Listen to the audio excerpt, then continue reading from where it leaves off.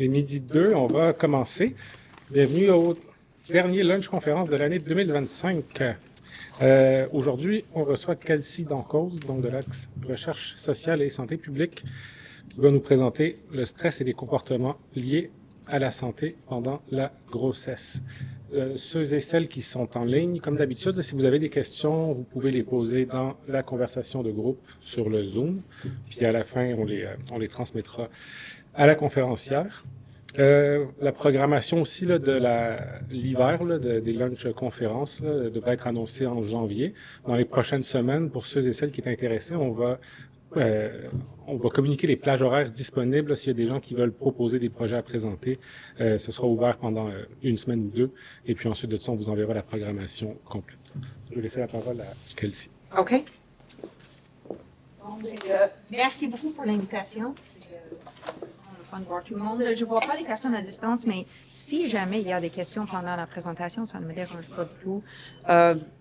C'est ça parce que je veux dire que j'ai préparé une présentation assez informelle dans le sens que je donne plein d'exemples, mais aussi pour favoriser la discussion puis pour laisser le temps pour réfléchir ensemble puis peut-être de discuter de vos exemples aussi. Donc, c'est ça. Je suis professeur à l'Université du Québec à Montréal. Puis membre de l'Axe santé publique, détermination sur la santé. En résumé, aujourd'hui, je vais discuter les origines développementales de la santé et des maladies, donc le DOHAD et le stress, quelques défis et problématiques liés à la recherche en stress prénatal et aussi les implications des orientations futures de recherche. Un peu sur moi, je viens du Kansas aux États-Unis, un petit village de 700 personnes là, c'est ça qui explique mon accent. Donc, désolée, si j'aime... Oh, merci beaucoup. C'est toujours gênant un peu, mais si jamais quelque chose n'est pas clair, si jamais vous avez des questions pendant la présentation, vraiment n'hésitez pas. Donc, c'est ça. J'ai fait les études doctorales à Binghamton University à New York, puis je suis venue à Montréal pour mon postdoc à McGill, puis l'hôpital de Douglas. Puis ça fait quand même 14 ans, je pense, que je suis prof à l'UQAM, au département des sciences et de l'activité physique. Donc, aujourd'hui, mes recherches portent sur les origines développementales de la santé et des maladies, ou en anglais, Developmental Origins of Health and Disease, DOHAD. C'est ça, devient l'idée de DOHAD. Donc, l'idée qui est publiée vraiment par David Barker et son équipe, c'est que l'environnement pendant la grossesse a des implications pour la santé du nouveau-né, bien sûr, mais aussi la santé tout au long de la vie. Donc, c'est pas juste à la naissance, mais vraiment des effets persistants. Donc, il y a des effets sur le développement cognitif, physique, moteur, qui sont très bien démontrés dans plusieurs études. Une tendance générale qu'on voit si on parle de la croissance physique ou le développement physique, par exemple, c'est une petite taille à la naissance, donc un faible poids à la naissance, suivi par une croissance de rattrapage, donc une croissance très, très rapide pendant les premiers mois de la vie, et après ça, des maladies chroniques plus tard. Donc, je parle des maladies non transmissibles, le diabète, l'obésité, l'hypertension. Donc, c'est ça les tendances générales qu'on voit. Et à noter que ce sont aussi des tendances qu'on voit dans des pays socialement défavorisés, par exemple, dans des populations socialement défavorisées. Un faible poids à la naissance, croissance de rattrapage et des maladies, un risque élevé des maladies non transmissibles plus tard.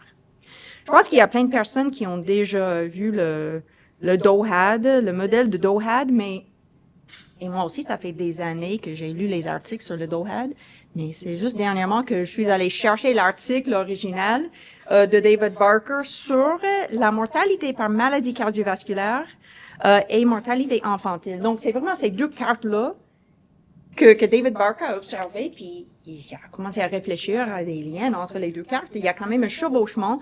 Donc, ce qu'on voit, c'est ici, c'est la mortalité infantile dans les années 1900-1910.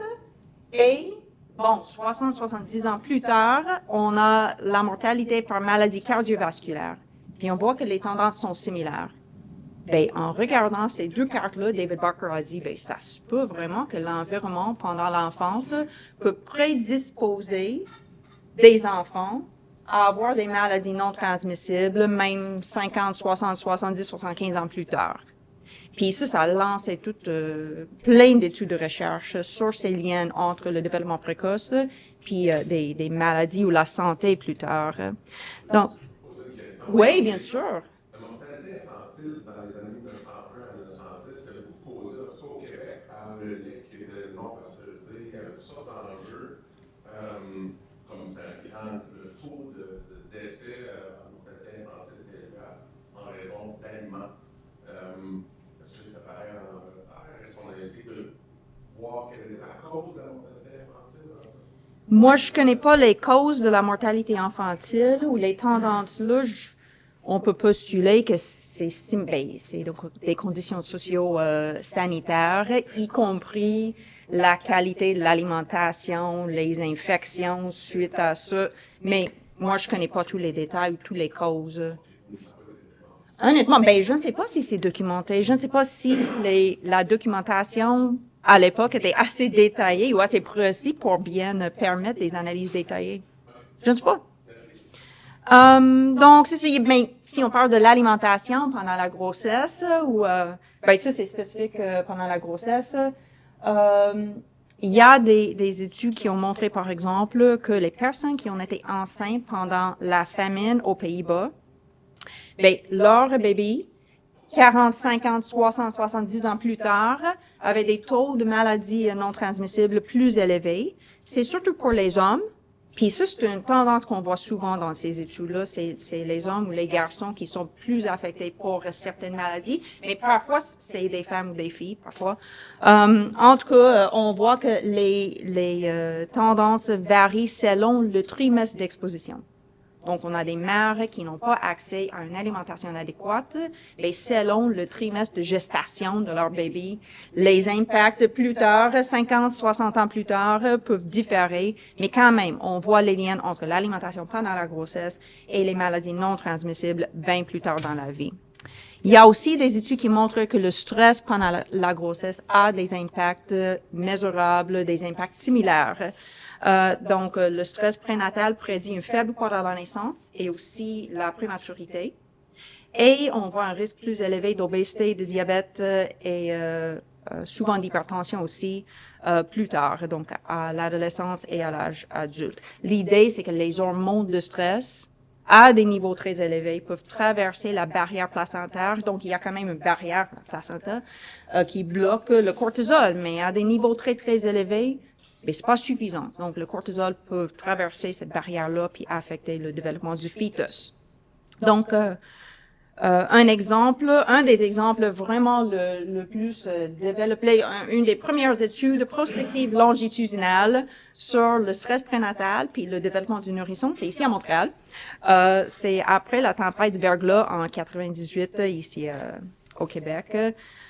Donc, Susan King et son équipe à McGill recrutaient des femmes qui étaient enceintes pendant la catastrophe. Donc, on parle quand même d'un événement où il y avait plein de familles sans électricité pendant jusqu'à 6 semaines, plein hiver. J'imagine que, je n'étais pas ici, mais j'imagine que c'était assez stressant. Est-ce que quelqu'un était ici? Oui. C'est 4 semaines sans électricité. Oui, 6 semaines. Young Noir. Ouais. C'est ça. Donc, ça nous donne un modèle naturel du stress prénatal parce que c'est pas si facile que ça d'étudier le stress pendant la grossesse. On peut pas recruter des personnes enceintes puis les stresser en laboratoire. Ça ne marche pas. Mais là, c'est un événement qui était stressant, je pense. Et bien sûr, il y avait des personnes enceintes pendant cet événement. Alors, l'équipe a recruté des personnes enceintes. Puis moi, pour mon postdoc, j'ai étudié les impacts sur la croissance physique. Donc, il y a plein d'autres études sur la cognition, le développement moteur, le développement linguistique. Moi, ma partie, moi, c'était le développement physique. Donc, je donne juste quelques exemples. On voit ici qu'à la naissance, les bébés dont les mères étaient enceintes pendant le verglas sont un peu plus petits que la moyenne de la population et que leur poids à la naissance était plus petit quand on a une exposition au deuxième trimestre, disons, à mi-grossesse. Donc, ce qu'on voit dans l'image, c'était le poids de la naissance, plus faible, plus élevé. Bon, c'est quand même dans les normes de la population, donc on parle des effets modestes, mais des effets mesurables. Puis, ce qu'on a ici en rouge, c'est les personnes dont les mères avaient un niveau de détresse très élevé. dû au verglas. Puis en jaune, ben, c'est le niveau de détresse plus faible, puis en orange entre les deux. Donc, j'ai résumé de façon simple, mais on voit les mêmes tendances dans d'autres études. Donc, les modèles sont cohérents, sont persistants, et même si les impacts sont modestes, ils sont mesurables. Après ça, on a mesuré l'IMC des enfants, donc un indicateur de l'adiposité ou de l'obésité. Pas parfait comme indicateur, mais c'est quelque chose qu'on peut comparer entre d'autres études. Donc, c'est pour ça qu'on l'a choisi. Puis encore une fois, résumé de façon très simple, on a des mesures à l'âge de 5 ans et demi, 8 ans et demi et 11 ans et demi. Donc là, on est 5, 8 et 11 ans après le verglas. Donc, ce sont des bébés qui étaient in utero pendant le verglas. Puis ça, c'est la prévalence d'obésité. Donc, plus faible, plus élevée. Puis en jaune, j'ai résumé la prévalence pour les personnes dont les mères avaient un niveau de stress plus faible. Puis en rouge, bien, plus élevé. On voit les différences là, mais je peux vous dire que quand on fait des modèles statistiques plus détaillés, où on contrôle pour des covariables disponibles, y compris l'IMC de la mère, par exemple, le statut socio-économique, niveau de scolarité, tout comme des caractéristiques sociodémographiques classiques qu'on inclut normalement dans ces études-là, bien, les effets persistent. Et en fait, quand on regarde, je ne l'ai pas mis dans des diapos, mais à l'âge de 13 ans et 15 ans, les effets sont encore plus marqués. Donc, l'impact devient plus important avec l'âge. Puis j'aurais postulé exactement le contraire dans le sens qu'on peut présumer que l'environnement externe va avoir plus d'impact, mais ça a l'air qu'avec l'âge, on voit même plus d'impact de l'environnement prénatal. À l'adolescence, on a fait des tests de tolérance de glucose. Donc ici, j'ai résumé la sécrétion d'insuline, donc plus faible, plus élevée. Puis là, encore une fois, on a le stress pendant la grossesse, puis on voit une corrélation entre les deux. Puis encore une fois, si on fait des modèles plus détaillés, je peux contrôler pour l'IMC de l'enfant, pourcentage de graisse corporelle, le nombre de parents atteints de diabète, par exemple, puis on voit quand même des relations. Donc, encore une fois, des relations modestes. Est-ce que ça veut dire que ces enfants ont le diabète? Non, pas du tout. Mais ça me dit qu'on peut mesurer des impacts du stress prénatal. On peut le mesurer dans une population, dans un échantillon québécois, où, bon, c'était un stresseur assez important. Mais quand même, si on pense d'autres populations qui vivent dans d'autres situations, comme le déplacement majeur pendant la guerre, je ne sais pas, il y a plein d'autres situations où on peut peut-être voir d'autres impacts bien plus importants. Le modèle est intéressant parce que, tu sais, si tu parles en Ukraine, par exemple, sont en guerre depuis maintenant quelques années, Palestine, on peut tout les nommer, Haïti, tu sais, c'est éternel. Ouais. L'impact, il va être un peu pareil pour tout le monde. Vous comprenez, tout le monde est exposé à un stress. Quand tu es en Ukraine en ce moment, à Kiev, par exemple, il y a des bombes qui tombent tout le temps. Ce qui est intéressant dans le modèle, c'est que c'est arrivé pendant quelques semaines, pendant la période de grossesse, puis après ça, c'est venu dans le monde extrêmement protégé, quand même, du Québec, où il y a zéro guerre, on est un des peuples les plus pacifiques au monde, où le niveau socio-économique est élevé, où on a un tissu social qui permet d'avoir accès à la nourriture pour tout le monde. C'est assez unique, ce que vous avez comme chanson, c'est intéressant dans ce sens-là. C'est une chanson que vous l'avez réfléchi. C'est quand même un impact de 4 semaines, peut-être d'exposure à un stress toute la vie. Oui. Puis, ben, honnêtement, l'échantillon est biaisé, comme dans plein d'études, c'est biaisé vers des personnes qui ont un niveau de scolarité plus élevé, un revenu plus élevé, majorité ethnique. Donc, on voit ça dans plein d'études. Les échantillons sont biaisés. Des personnes avec un soutien social quand même assez important. Et quand même, on peut voir des impacts. J'imagine que ça peut être plus difficile je ne sais pas. J'aurais dit que ça peut être plus difficile de voir des impacts en Ukraine, par exemple. Si tout le monde, s'il n'y a pas de variabilité, ben on va pas voir des relations statistiques, par exemple. Ce qui m'intéresse dans cet échantillon, ce que j'ai trouvé, c'est plus une anecdote, mais quand on pose des questions, ben est-ce que le verglas était stressant pour vous? Il y a plein de personnes qui nous disent, ben finalement, c'était quand même le fun. Toute la famille était ensemble. Bon, il y avait des aspects un peu plates, mais quand même, c'était le fun de tout le monde ensemble. Puis, bon, on était avec des voisins. Puis, donc, il n'y a pas nécessairement une perception du stress, mais il y a quand même des impacts physiologiques. Dans le sens que même un événement positif, perçu comme positif, peut causer une augmentation du cortisol. Ça cause les mêmes réponses physiologiques peut-être. Donc, c'est ça à explorer dans cet échantillon plus en détail, je pense, les différences entre les perceptions du stress, mais les réponses physiologiques qui peuvent quand même être présentes puis impacter le développement du fœtus. Mais dans l'échantillon que vous avez donné, il était question de stress perçu, ou marqué perceived stress, donc ce ne sont pas des personnes qui avaient l'impression que c'était relax, vu qu'elles ont témoigné avoir vécu un stress, en tout cas avoir perçu un stress. Ben, c'est ça. En fait, je peux juste venir ici rapidement pour noter que il y a plusieurs composants de la réponse au stress. On essaie dans des études de mesurer les trois.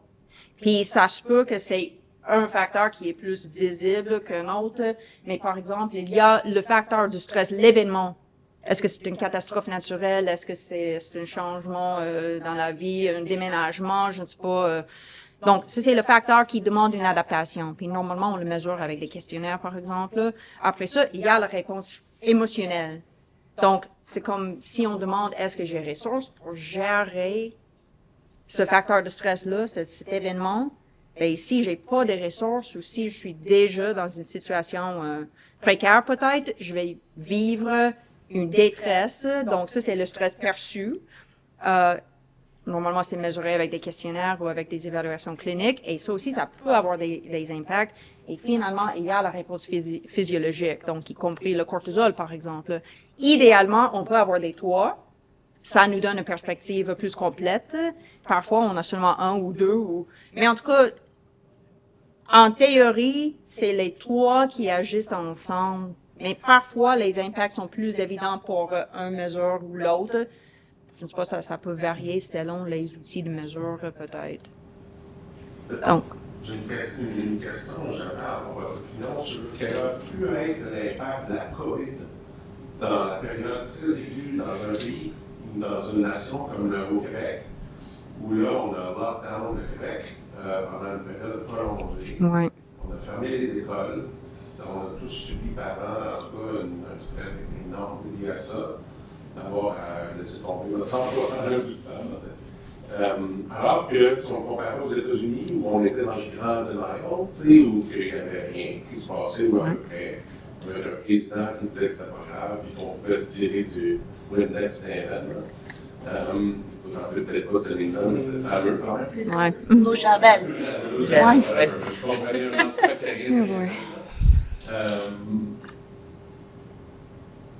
Il y a une capacité à faire des études énormes, parce qu'ici, si on y pense, le stress se dure plus longtemps que la gestation en tant que telle, versus 4 semaines pendant le. J'aurais été intéressé de savoir quel serait l'impact de 4 semaines versus toute la gestation sur le poids de l'enfant et les conséquences à long terme sur l'obésité. Oui, c'est ça. Ben, c'est sûr qu'il y a énormément d'études sur le stress prénatal pendant la pandémie, suite à la pandémie. J'ai pas cherché dernièrement de la littérature, mais la dernière fois que j'ai regardé, il n'y avait pas encore comme un consensus ou des résultats très clairs sur les impacts. Donc, je ne sais pas si on est toujours en analyse. J'ai des collègues qui ont fait des études, mais je sais qu'elles sont toujours à la phase d'analyser des données parce que quand même, on parle des bases de données énormes. Il y avait la possibilité de faire des analyses d'un échantillon énorme. Donc, je ne peux pas répondre, mais c'est sûr que le stress chronique comme ça, à un moment donné, notre système de réponse devient comme fatigué, épuisé. Donc, ça a des impacts, mais les effets sont différents que les impacts d'un stress plus aigu, un événement ponctuel comme ça. Donc c'est ça. On a vu les liens avec la sécrétion d'insuline, puis on a trouvé médiateurs épigénétiques qui peuvent expliquer cette relation. Donc, ça nous montre un mécanisme par lequel le stress pendant la grossesse a des impacts. Mais le cortisol peut traverser le placenta, ça affecte le développement du fœtus. Il y a des modifications épigénétiques qui persistent tout au long de la vie. Puis c'est un des mécanismes. Mais il y a plein d'études, aussi à Montréal, qui montrent des modifications épigénétiques suite à l'exposition au stress prénatal. Alors, j'adore le projet Verglas, c'est excellent comme étude, ça a vraiment lancé plein de discussions sur les impacts à long terme du stress prénatal et l'importance du stress dans le modèle de DOHAD. Mais c'est important quand même d'élargir nos perspectives. Donc, on vient de discuter certaines situations qui demandent plus de réflexion. 3 points que je voulais discuter, c'est les échantillons qui sont biaisés. Donc, on a déjà discuté de ça un peu. Aussi, les interactions. Le stress n'agit pas tout seul, n'agit pas en isolement. Il y a des interactions avec plein d'autres choses. Et aussi, les différences entre le stress chronique versus des expositions plus courtes. Donc, c'est ça. Quand on mesure le stress, on essaie de mesurer les 3 facteurs, mais ces 3 facteurs peuvent varier en fonction des caractéristiques sociodémographiques ou des caractéristiques de l'échantillon. Donc, dans les pays industrialisés, puis dans la plupart des études sur le stress prénatal au Canada, aux États-Unis, en Europe, les échantillons représentent des personnes en bonne santé, majorité ethnique, revenus élevés, scolarité élevée. Les communautés plus comme socialement défavorisées sont pas bien représentées dans des études, puis je peux imaginer que les facteurs de stress sont peut-être différents, que les réponses le stress perçu peut être différent parce que est-ce qu'on a des ressources pour gérer le stress? Puis après ça, y a-t-il des différences avec en termes de réponse physiologique? Ben je ne sais pas, mais si jamais il y a des interactions avec d'autres maladies, par exemple, ou d'autres caractéristiques telles que l'alimentation ou telles que l'activité physique, ou ça se peut que ça affecte aussi les réponses physiologiques. Alors pour moi, élargir nos échantillons est essentiel. Donc, deuxième point, c'était des interactions. Puis là, comme je l'ai dit, le stress peut interagir avec d'autres caractéristiques. Donc ici, on a une étude, pas une de mes études, mais je l'adore. C'est une équipe à New York, Amy Fritt et collègues. Donc, on est au Bangladesh. L'équipe a mesuré le cortisol pendant la grossesse. Donc, le cortisol, c'est une hormone de stress. Puis voici, plus faible, plus élevé. Puis on a le poids à la naissance des bébés. Donc, plus faible, plus élevé. Puis en rouge, on voit des tendances qu'on voit toujours dans plein d'autres échantillons, une relation négative. Donc avec un niveau de cortisol plus élevé, le bébé est plus petit. OK? Mais en bleu, on a un groupe d'intervention. Puis l'intervention a vraiment presque effacé des impacts, des effets néfastes du cortisol sur le poids à la naissance, ou les relations en tout cas. L'intervention, c'est pas sur le stress, c'est pas une intervention sur le stress, c'est une intervention de micronutriments. Donc la supplémentation en micronutriments. Donc ça suggère que la malnutrition a des interactions avec le stress et ça suggère aussi que peut-être via l'alimentation ou via la nutrition, on peut quand même améliorer des résultats. Donc, si on peut pas changer le stress, est-ce qu'on peut intervenir via d'autres mécanismes? On a vu la même chose, mais ça, c'est un autre facteur d'interaction aux États-Unis. Donc, ça, c'est l'équipe de Projet Verglas qui a fait plein d'autres études. Donc, on est aux États-Unis après des inondations. Donc, ce qu'on a ici, puis encore une fois, résumé de façon très simple, on a le stress plus faible, plus élevé. On a le risque d'obésité pour les enfants, plus faible, plus élevé. Bon, ici, on voit en rouge, on voit les tendances qu'on voit toujours, une relation positive, modeste peut-être, mais quand même mesurable. En bleu, on a un autre groupe. Donc, dans ce cas, c'est le soutien social qui distingue les deux groupes. Donc, les liens entre le stress et l'obésité, c'est vraiment que les personnes qui ont un soutien social adéquat, sont protégées, tandis que si on n'a pas un bon soutien social, le risque est plus élevé. Ça ne veut pas dire que les personnes qui avaient un bon soutien social n'avaient pas des niveaux de stress élevés. Ça veut dire que les impacts sur le fœtus sont moins prononcés. Puis le point numéro 3, c'est la différence ou des relations complexes entre le stress chronique versus un événement plus aigu. Donc, quand on parle d'un stress chronique, on pense souvent à une charge allostatique. Ça veut dire comme la charge, le coût pour faire face à des conditions stressantes pour une longue période. Donc, tous les réponses physiologiques suite à un événement stressant, ben, on est bien adapté pour ça. On est bien adapté pour répondre à un événement stressant, mais pas pendant des mois et des années encore. Donc, nos systèmes deviennent fatigués et ça cause une charge allostatique. Puis l'exemple sur les impacts, sur un exemple des impacts sur la santé, c'est un consensus des experts qui essaient d'expliquer les disparités persistantes dans les taux de prématurité aux États-Unis. Donc, pour les femmes afro-américaines ou les femmes noires aux États-Unis, les taux de prématurité sont bien plus élevés que pour d'autres groupes. Pourquoi? Ben là, on a, si je me trompe pas, je pense que c'est 46 experts en obstétrique, gynécologie, santé publique, épidémiologie, santé maternelle et infantile, plein d'experts qui ont analysé vraiment tous les facteurs, toutes les causes. Et le consensus, c'est que c'est le racisme systémique qui est toujours très, très présent aux États-Unis, toujours très persistant, et que ça, c'est une source de stress qui impacte après ça tous les mesures physiologiques et plein d'autres facteurs de risque. Mais le facteur de risque global, c'est le racisme systémique et le stress chronique qui est impliqué.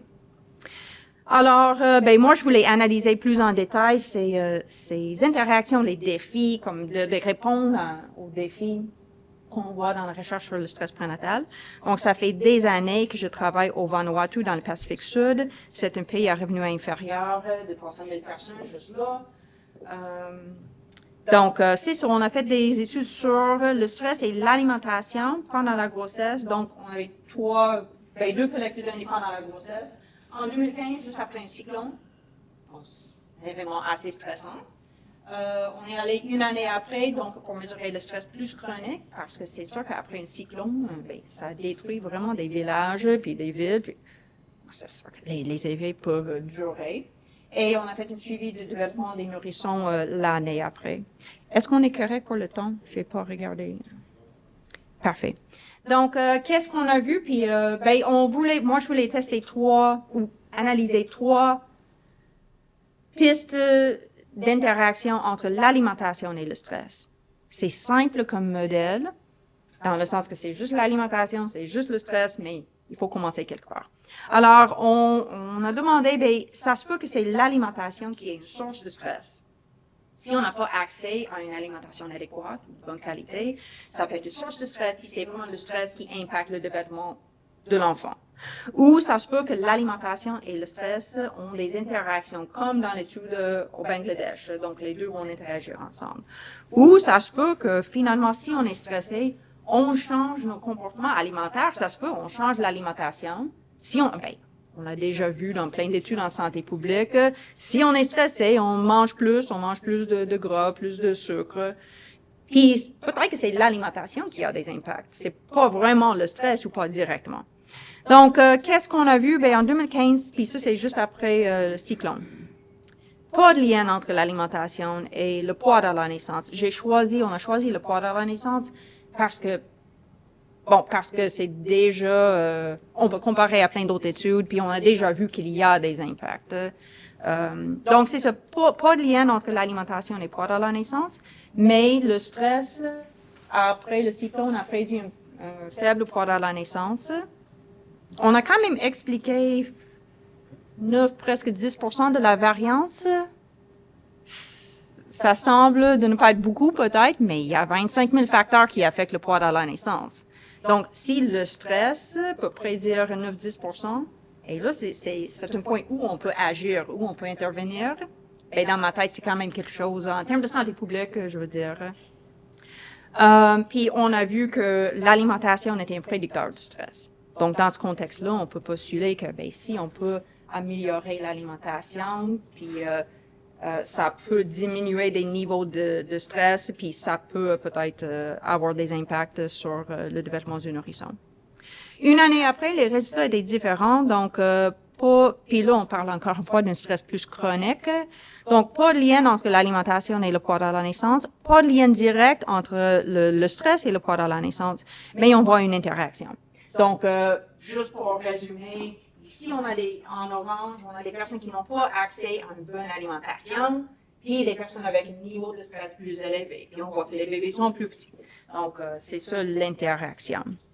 Vous pouvez demander si on n'a jamais vu l'autre chemin. Puis pas au Vanuatu, mais on l'a vu en Australie, encore une fois, avec l'équipe Projet Verglas. Donc, dans ce cas, ça s'appelle le Queensland Flood Study. Donc, on voit dans ce contexte-là qu'avec un niveau de stress plus élevé, l'alimentation change. Donc, les habitudes alimentaires sont différentes en fonction du niveau de stress. Et c'est vraiment l'alimentation qui impacte le développement du nourrisson. Je veux juste prendre une minute de partager une anecdote plus personnelle parce que l'été passé, j'ai discuté de ces résultats avec mon frère qui m'a dit, OK, attends, Kelsey, donc tu me dis que le stress pendant la grossesse, c'est pas idéal pour la maman, pour le bébé. Hey, oui, c'est ça. Il m'a dit, OK, donc, puis si on n'a pas une bonne alimentation, c'est pas bon non plus. Oui, j'ai dit, c'est ça. Puis il m'a dit, donc si on a les deux ensemble, c'est même pire. Oui! Puis il m'a dit, mais c'est évident. Mais comment? On le sait déjà. Tu étudies la chose la plus évidente. Puis ça me fait vraiment réfléchir parce qu'il a raison. C'est évident. On le sait. Sauf qu'on peut pas nécessairement agir, sauf que ça reste un problème. Le problème persiste en termes de santé publique. Qu'est-ce qu'on peut faire pour le résoudre? Puis c'est incroyable à quel point qu'on n'a pas quantifié de ces relations. C'est assez difficile de quantifier les impacts. Donc, j'ai l'impression que si on quantifie pas les impacts, on peut pas agir. Donc, pour les choses qui semblent évidentes comme ça, ben, c'est ça, il faut les quantifier. Pour avoir le pouvoir de dire, il faut vraiment faire quelque chose, là. En tout cas, c'est ça les frères, c'est ça. Il nous met en doute. Ouais. Là, je me demande, tu sais, au-delà du poids à la naissance, qu'il y a effectivement des liens liés à l'alimentation, une relation directe entre le stress et l'alimentation, du bon côté ou du mauvais, là, dépendamment si on veut gagner ou perdre du poids. Mais est-ce qu'il y a également plus d'anomalies chromosomiques ou tu sais, lorsqu'il y a du stress, par exemple, parce que Susan, je pense toujours au syndrome X-fragile, par exemple, qu'elle a étudié quand même beaucoup dans sa vie. Est-ce qu'il y a des défects, tu sais, qui peuvent se produire en plus grande quantité si le bébé a été... Tu sais, je sais que c'est dans la constitution, c'est pour ça que je veux dire, est-ce qu'il va y avoir des maladies, plus de maladies autres que le birth weight qui peuvent faire surface? Que ça a été étudié. C'est sûr qu'il y a plein d'outcomes autres le poids à la naissance. Donc, si on mesure le développement cognitif, moteur, linguistique. Donc, dans le projet Verglas, par exemple, on voit que le développement linguistique est un peu plus lente pour les bébés qui avaient une exposition, pour les enfants qui avaient une exposition au stress prénatal plus élevée. Le développement moteur, surtout à la fin de la gestation, est impacté. Donc, on parle d'un petit retard. Quoi d'autre? Mais des syndromes. Par exemple, l'autisme, le TDAH, la dyspraxie. Il y a plein d'études sur le TDAH puis l'autisme qui montrent les liens surtout pour les garçons, je pense. Dans le projet Verglas, il y a des études qui montrent les liens très, très modestes. Il y a d'autres études qui montrent les liens plus concrets, plus solides. Pour d'autres, comme maladies, d'autres conditions, je ne sais pas. C'est sûr qu'il y a des modèles animaux qui montrent, là, on parle de des analyses contrôlées en laboratoire. Donc, j'ai l'impression qu'il y a tellement de Les stress sont beaucoup plus grands, là. Tu sais, en laboratoire, on va faire des chocs aux animaux. C'est pas pareil comme avoir du verglas, là. C'est ça. Puis d'isoler des impacts du stress parmi tous les autres facteurs. C'est sûr que s'il y a des facteurs génétiques qui expliquent en grande partie la variance, là, il y a plus de variance à expliquer avec le stress. Mais donc oui, il y a des études. Les effets, en tout cas les liens avec le TDAH puis l'autisme sont modestes mais mesurables. Pour d'autres conditions, je ne sais pas. Le flip side, comme neuropsychologue, ce serait de dire que le birth weight est associé au développement d'un TDAH. Right? Ouais. C'est bien connu là, chez les prématurés notamment. Là. Ouais. Fait à quelque part, est-ce que c'est l'œuf ou la poule ou simplement un contexte global qui mène au développement d'un trouble neurodéveloppemental comme le TDAH? C'est ça. J'ai quand même, je vais juste sauter. On est assez informel. Je vais sauter jusqu'à un exemple. Donc, dans des facteurs épigénétiques, puis ça, c'est une étude de l'équipe de Moshe Schiff et collègues, Michael Meany, Gustavo Turecki, ici à Montréal.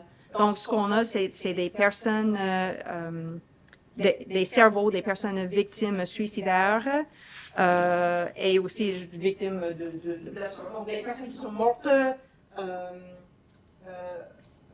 suicides, qui ont été aussi victimes d'abus durant l'enfance, des victimes suicidaires qui n'avaient pas une expérience d'abus durant l'enfance, et aussi le groupe contrôle, donc les personnes mortes après des maladies, des blessures, par exemple.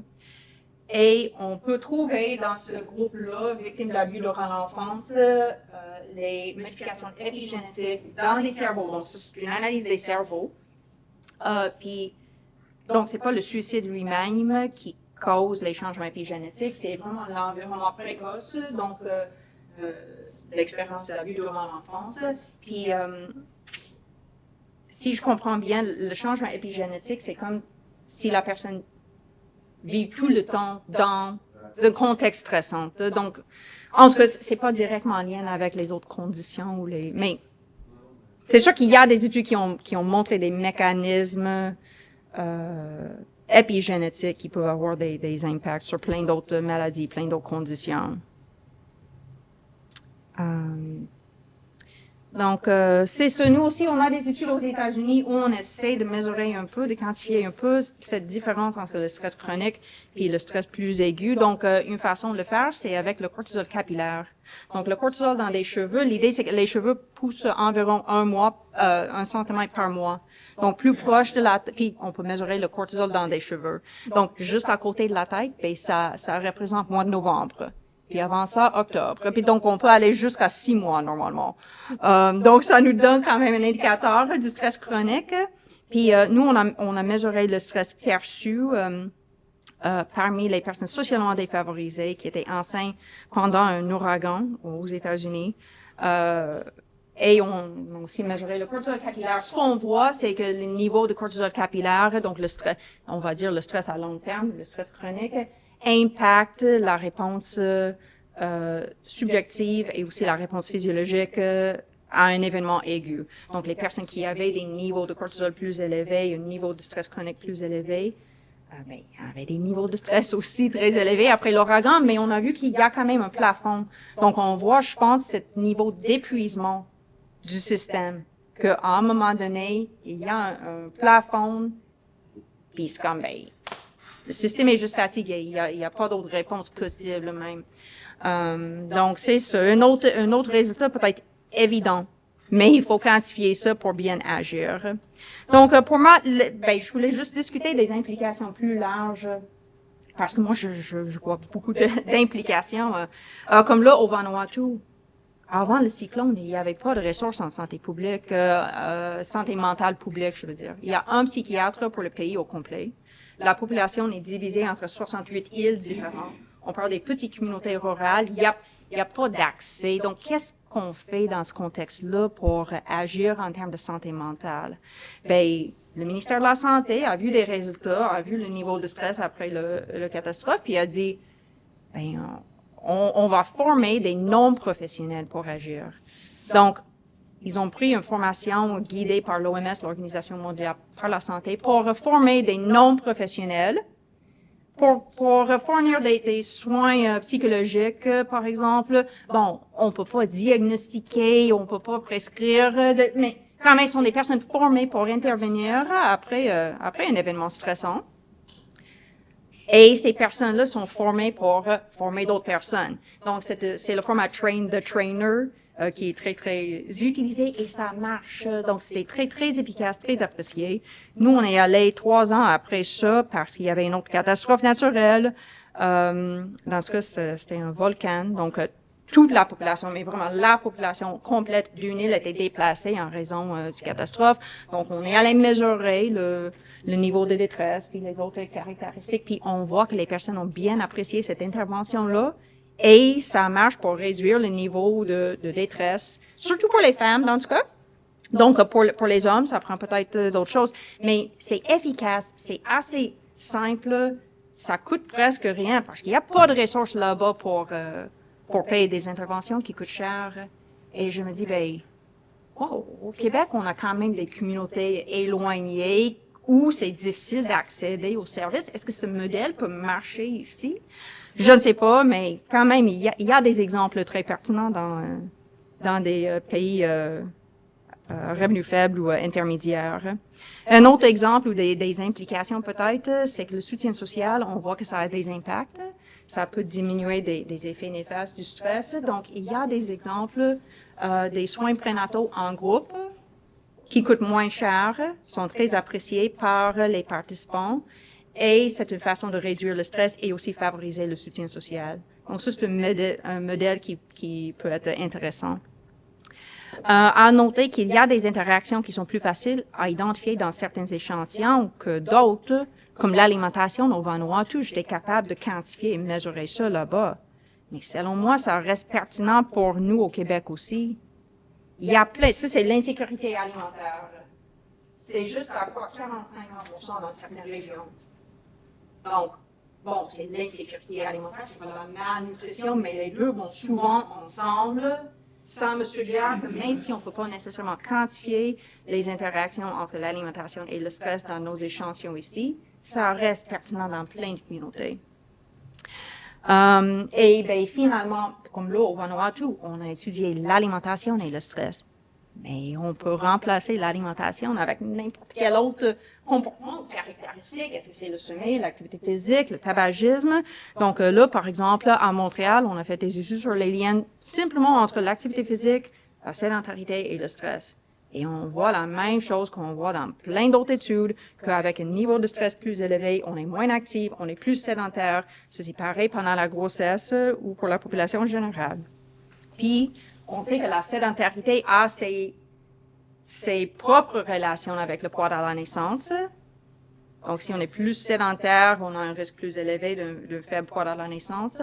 En fait, c'est une relation curvilinéaire. Donc, pour les personnes qui sont pas du tout sédentaires, il y a aussi les liens. Ça reflète peut-être le travail plus exigeant où on est debout toute la journée. On ne sait pas encore. Mais en tout cas, la sédentarité a ses propres impacts. Puis, s'il y a des interactions avec le stress, ben, voici plusieurs chemins où il peut affecter le développement. Donc, pour moi, pour les interventions, ça suggère que comme je l'ai dit, si on peut pas changer le stress, et ça arrive souvent, on peut pas nécessairement changer l'exposition au stress, mais est-ce qu'on peut intervenir via l'alimentation, via le soutien social, via l'activité physique, et comment on rend ça plus accessible pour la population? Donc, on sait déjà que les interventions plus complètes ont des impacts plus importants. Ça, c'est un exemple où on a une intervention sur l'alimentation et l'activité physique.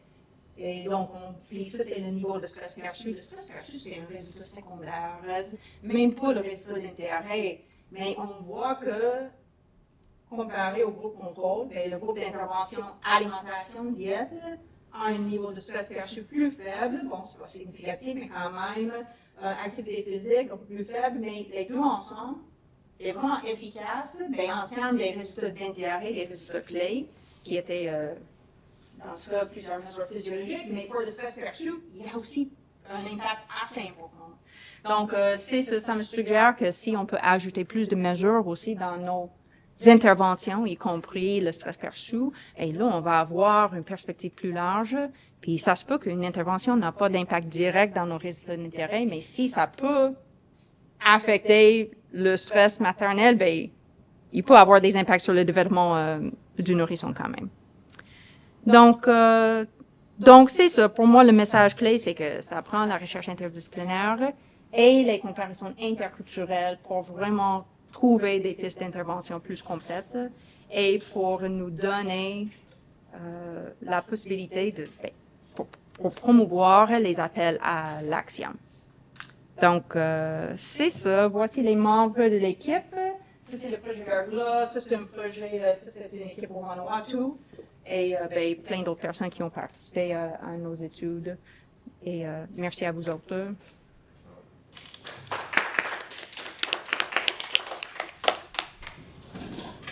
Il n'y a pas de... Je vais parler fort. S'il y a des questions en ligne, encore une fois, vous pouvez les poser. Il y a un commentaire, j'avais mis qui dit je n'ai pas de questions, mais tout est très intéressant. Merci. Merci. Il y a des questions dans la salle. Allez-y. J'ai peut-être un point de discussion. Ouais. Puis, c'est au-delà des interventions qu'on peut designer puis qu'on peut créer. Il y a plein de façons au plan gouvernemental d'aider notamment à ce que les femmes fassent de l'exercice physique lorsqu'elles sont enceintes. Par exemple, en subventionnant ou en donnant un crédit d'impôt sur les activités physiques. Les femmes vont déjà faire des cours prénataux. Donc, si on les renseigne à ce moment-là des bienfaits liés à une alimentation saine et à l'activité physique, puis qu'en plus on subventionne l'activité en réduisant les impôts qu'ils paient, c'est une façon assez simple, je pense, d'arriver à nos fins. Oui. Donc, des fois, on veut créer la roue, là, mais c'est juste de mettre un contexte politique qui permet de réaliser nos objectifs. Oui. Ben, il y a deux points là, je pense. C'est sûr que c'est excellent comme point de départ. Le programme pour réduire des impôts pour promouvoir l'activité physique est quand même critiqué parce que ça va favoriser des personnes quand même avec un revenu un peu plus élevé. Donc, si on paie pas beaucoup d'impôts déjà, on va pas bénéficier nécessairement du programme. Est-ce que je l'ai bien résumé? En tout cas, l'idée...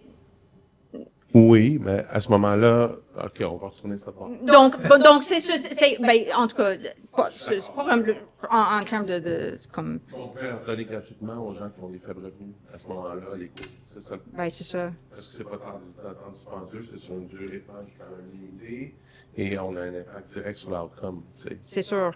C'est sûr. Donc, je trouve que le programme est incroyable. Nous, on a des études pour mieux comprendre pourquoi que les personnes sont pas assez actives pendant la grossesse. Puis là, on a un échantillon assez diversifié, y compris plein de nouvelles arrivantes. Donc, c'est sûr que dans des barrières, ben, il y a parfois des croyances culturelles, comme faire l'activité physique pendant la grossesse, c'est pas bon pour le bébé. Donc, ou peut-être des connaissances de ressources, donc les personnes qui ne savent pas où trouver des centres sportifs ou des équipements, des logistiques comme avoir des vêtements appropriés en hiver. Pour les nouvelles arrivants, c'est pas évident parfois. Puis ce sont des choses assez faciles à régler, mais c'est incroyable à quel point que les barrières sont partagées. Donc c'est pas juste les nouvelles arrivantes. Il y a plein de barrières qui sont partagées. Donc j'ai l'impression que c'est plus informationnel.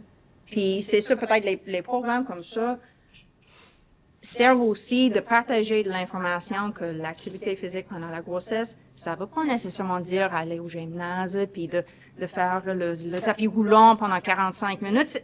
C'est de prendre une marche avec des amis ou comme de rester active. Ça veut pas nécessairement dire faire de l'exercice. Donc il y a l'aspect informationnel et aussi d'expliquer que c'est sécuritaire pour la plupart des personnes enceintes puis pour les bébés. Donc, et ça, c'est partagé parmi plein de participants. En tout cas, j'ai une collègue, Stéphanie Meroucha, qui est en train de développer une application pour favoriser l'activité physique pour les personnes qui ont un diabète gestationnel. Donc, on espère que ça va être prêt dans quelques mois.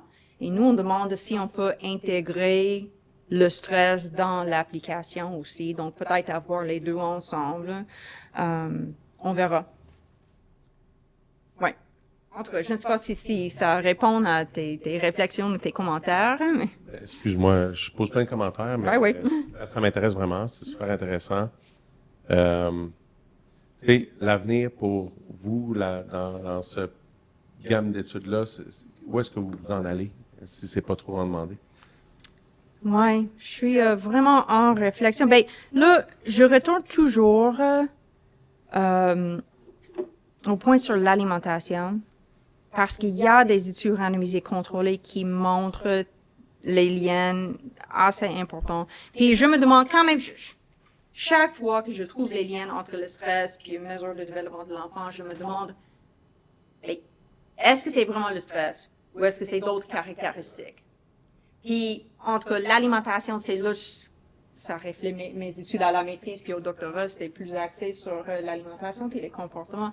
Mais là, on va faire des études plus détaillées au Vanuatu pour bien quantifier quels aspects de l'alimentation ont des interactions avec le stress. Est-ce que c'est le nombre de calories? Est-ce que c'est la quantité de protéines, des micronutriments spécifiques? Ça se peut.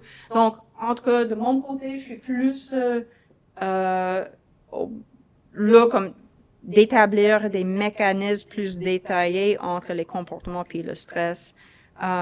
Mais je fais quand même des études avec des collègues comme celle-là sur des interventions. Je suis moins intervention, plus axée sur les analyses des mécanismes biocomportementaux. Mais j'ai plein de collègues aussi qui sont dans des mécanismes plus épigénétiques, par exemple, très, très détaillés. Donc, j'aime ça avoir une perspective plus large. Crazy un peu. Oui. Donc, on mesure le cortisol chez la mère. Le cortisol, ça peut se mesurer également dans la salive, dans les cheveux. Est-ce qu'on l'a déjà fait, le cortisol à la naissance du bébé? Oui. Oui, il y a des études qui l'ont mesuré à la naissance. Il y a des corrélations entre le cortisol maternel puis le cortisol à la naissance. Il y a aussi des mesures après un événement stressant pour les bébés. C'est des vaccins. Donc, ça peut être considéré comme un modèle d'un facteur de stress aigu pour les bébés. Alors, là, il y a les liens entre le cortisol maternel puis la réponse au stress. Normalement, le cortisol, après un événement comme ça, bien, ça va monter, mais ça va diminuer assez vite. Mais il y a d'autres bébés dont le niveau de stress pendant la grossesse est très élevé, puis leur changement dans le niveau de cortisol est affecté. Puis parfois, on voit que c'est plus faible, mais plus long. C'est ça les tendances, je pense, là, si je me trompe pas. Il y a moins d'un pic, mais c'est très prolongé comme réponse. On a une question en ligne de Cathy Vaillancourt. Donc, Cathy! voilà, elle dit, Kelsey, tu dois me voir venir. Super présentation. Est-ce que donc au Vanuatu, on a accès au tissu de naissance? Est-ce que tu as accès au tissu de naissance comme le placenta? Est-ce que vous regardez aussi le comportement et le rôle du conjoint? Oui. Non, au Vanuatu, je pense pas que c'est en tout cas, ça peut être très, très difficile de collecter les placentas au Vanuatu. Il y a juste pas de ressources. C'est pour ça qu'on a favorisé le cortisol capillaire, parce qu'en termes de collecte de données, ben là, on coupe les cheveux puis on peut vraiment les garder dans des sacs Ziploc. Ça prend pas des congélateurs, pas des centrifuges, pas d'autres choses. Pour les placentas, je pense pas qu'il y a assez de ressources comme là surtout dans des cliniques en région. Il n'y a pas d'électricité souvent, donc je ne sais même pas comment. En termes de logistique, ça peut être vraiment difficile. Donc non, malheureusement, on n'a pas des placentas. On a des possibilités peut-être de les collecter en ville, à l'hôpital central. Ça peut être pour un petit échantillon, par contre. Donc, Cathy a discuté le nombre de placentas nécessaires pour faire des analyses intéressantes. Mais, ouais. Ça m'intéresse. Quand on a, comme il y a des mamans qui arrêtent de fumer spécifiquement pour la grossesse, se rendent compte qu'elles sont enceintes, ça génère du cortisol faire ça. Arrêter subitement parce que, bon, tu as un bébé puis tu veux lui donner supposément le mieux. Vous me voyez venir peut-être. Est-ce que c'est mieux d'arrêter de fumer puis d'avoir une hausse de cortisol comme si c'était le plus grand stress de ta vie, comme une tempête de verglas? Ou est-ce que c'est mieux de continuer de fumer moins et avoir moins de cortisol à offrir à l'enfant? Oh boy. J'assume que les molécules chimiques d'une cigarette est beaucoup plus nuisible que le stress cortisol, parce que le stress, tu pourrais gérer par l'exercice, le soutien familial, mais on ne sait pas exactement ce qui contient dans une cigarette, et en même temps, je pas seulement fumer une cigarette, mais fumer une tabac ou marijuana, ça pourrait avoir beaucoup plus impact sur nourrissant qu'un petit niveau de stress comparé, parce qu'il y a aussi d'autres méthodes qu'on pourrait remplacer par la cigarette. Bien sûr que si à la place de fumer, il y a peut-être introduit un petit niveau de nicotine ou de gomme à chewer ou un peu plus d'exercice, parce que l'exercice, ça pourrait occuper le cerveau, la mentale de la personne. Ça pourrait mieux que être occupé et inquiète au niveau du stress à la place, c'est plutôt Mais vous comprenez? Absolument. Mais le point, c'était pour moi de dire, tu sais, que la majorité des femmes, ils vont l'arrêter là, tout subitement pour leur bébé, mais j'imagine que ça doit générer un stress incroyable. Donc, il y a un peu d'éducation à faire ici. Ne le faites pas seul. Prenez peut-être la dose de nicotine pour diminuer le sevrage, tu sais, lié à la dépendance à la nicotine. Est-ce que ça a été regardé? Ou pas tant? Ben, j'ai l'impression, comme vous, ben, en tout cas, je pense que la plupart des méta-analyses montrent que la taille d'effet du tabagisme pendant la grossesse sur la relation taille-d'effet est bien plus importante pour le tabagisme que pour le stress. Ça veut pas dire que le stress est mesurable quand même, mais les effets sont modestes souvent. Mais j'ai quand même... À pousser, là, en même temps, c'est pas seulement les cigarettes, on pourrait juste, en général, le polymarijuana, ça pourrait infecter aussi les bébés. Il y a des mères qui choisissent de diminuer la quantité pour ne pas avoir les signes de sevrage et l'impact de sevrage si intense. Effectivement, il y a des mères qui choisissent de continuer à prendre un peu de la drogue, mais la cigarette, je crois que c'est moins dépendance et moins demandante à la mère. Arrêtez. Ça me fait penser au projet Verglas parce que, bon, pour avoir un groupe contrôle, à un moment donné, l'équipe a dit, ben, écoute, on a les personnes qui ont été enceintes pendant le Verglas, on peut recruter un groupe contrôle. Donc, ça peut être les personnes qui ont été enceintes l'année avant. Donc, ils ont recruté ce groupe-là, puis ça n'a jamais marché comme groupe contrôle. Pourquoi? Ben, il y a plein de raisons, parce que les enfants qui ont 6 mois, 1 an, ont quand même vécu le stress avec les parents, mais aussi le cortisol maternel. Il va dans le lait maternel. Donc, l'équipe a posé la question, ben, est-ce qu'on est mieux de dire aux mamans de ne pas allaiter pendant des événements stressants? Puis, bon, je pense que la conclusion, c'est que les effets positifs de l'allaitement sont bien plus importants que les effets néfastes du cortisol qui est dans le lait maternel, si on regarde les méta-analyses, puis la taille d'effet, puis tout ça. Dans ma tête, c'est la même chose pour le tabagisme, mais je ne sais pas. Merci à tout le monde en ligne. Il est 13 heures, donc on va devoir s'arrêter là. Un immense merci à Kelsey pour cette présentation très Merci. inspirante. Merci à tout le monde en présence aussi. Bonne journée. Merci à tout le monde.